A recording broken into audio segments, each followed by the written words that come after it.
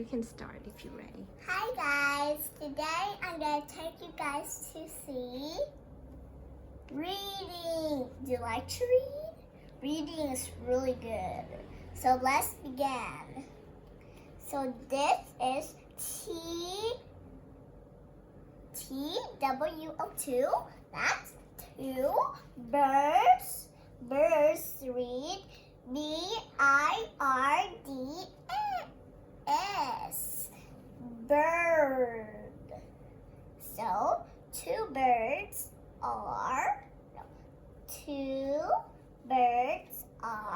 in the tree.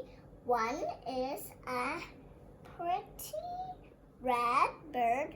We cannot catch it. Is it catch it? Because it is high in the tree. Do you like the story? The story is two birds are in the tree.